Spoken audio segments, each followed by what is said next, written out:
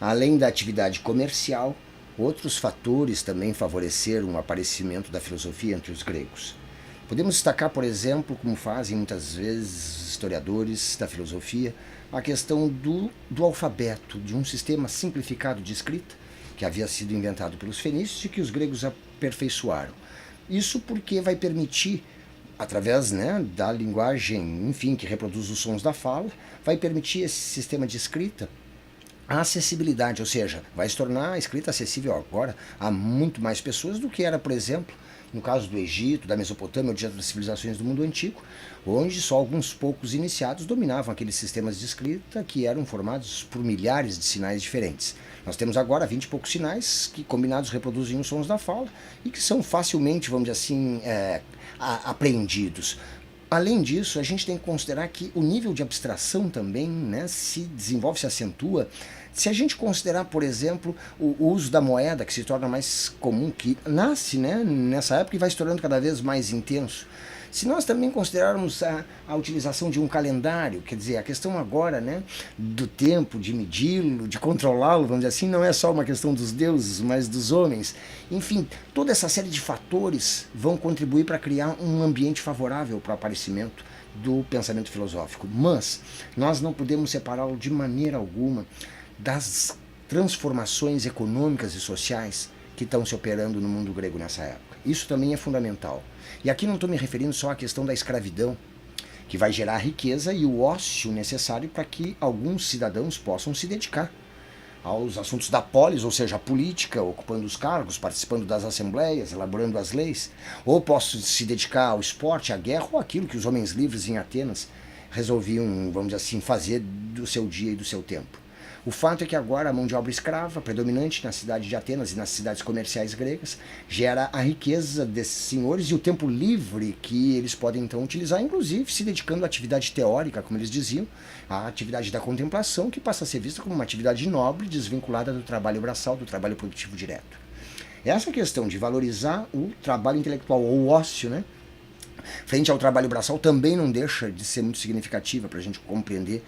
que alguns homens vão dedicar aquilo que eles têm de melhor em termos de capacidade e potencialidade,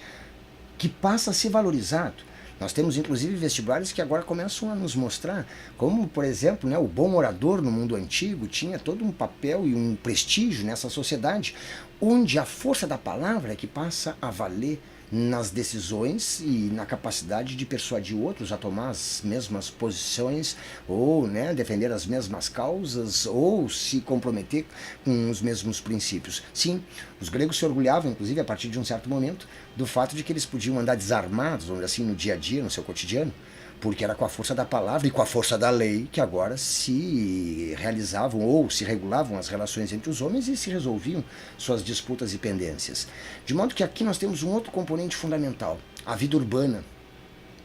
a democracia,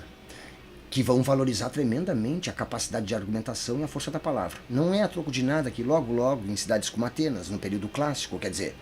algumas décadas depois do aparecimento dos primeiros filósofos, nós vamos encontrar os sofistas altamente prestigiados e valorizados porque ensinavam a elite ateniense, ou os filhos dessa elite, dessa classe dominante ateniense, a se posicionar na assembleia, a falar com eloquência, a ter capacidade de persuasão.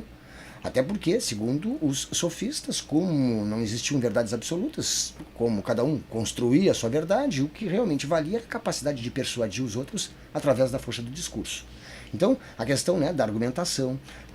coerente, de uma argumentação que segue, vamos dizer assim, exigências lógicas, passou a ser uma habilidade, uma qualidade, uma competência, um talento valorizado, o que também não deixa de contribuir para o desenvolvimento do pensamento filosófico, sempre calcado, né, nesse princípio do uso da lógica e da capacidade de argumentação para poder demonstrar as verdades ou os conhecimentos que eventualmente esses pensadores produziram. Nós temos que considerar então quase que inseparáveis o processo de formação da filosofia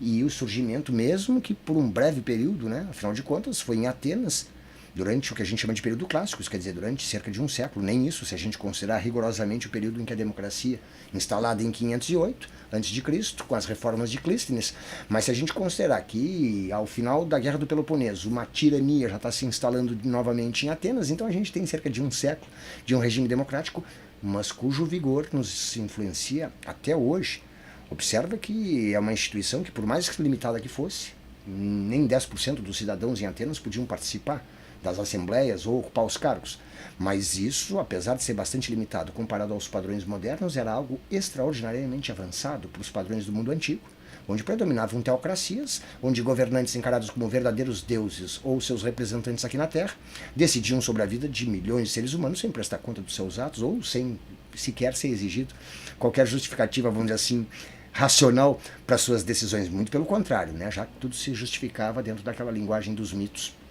das lendas e das religiões que justificavam a origem e o poder desses governantes deuses. Mas enfim, quero acentuar contigo esse vínculo que existe entre o aparecimento da filosofia e o surgimento e o desenvolvimento da democracia em Atenas.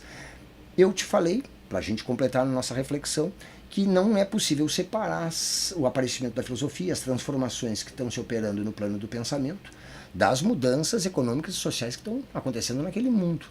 Ora, nós estamos passando de uma sociedade gentílica, aristocrática, para uma sociedade de classes, e onde a democracia vai se transformando na forma, vamos dizer assim, de organizar, decidir e regular a vida dos cidadãos de uma comunidade. Isso significa que para essas novas camadas que estão emergindo com o desenvolvimento do comércio, com o desenvolvimento urbano, com o desenvolvimento do artesanato, uma outra forma de explicar o mundo, outros valores e princípios eram necessários para substituir aqueles que justificavam o poder da antiga aristocracia, decadente, mas que ainda tinha uma capacidade enorme, tanto que acabamos de perceber que depois de um século, né, de uma democracia que já cambalhava, por sinal, no final da Guerra do Peloponeso, quando então Atenas derrotada,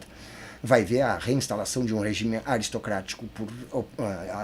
imposição dos vitoriosos espartanos. Mas enfim, de novo, né, a questão da vida urbana, a questão da política e a questão de uma sociedade que está emergindo a partir do desenvolvimento comercial, do desenvolvimento artesanal, do crescimento urbano e que traz novos valores, uma nova visão de mundo e novas necessidades, uma nova forma de compreender, de explicar o mundo.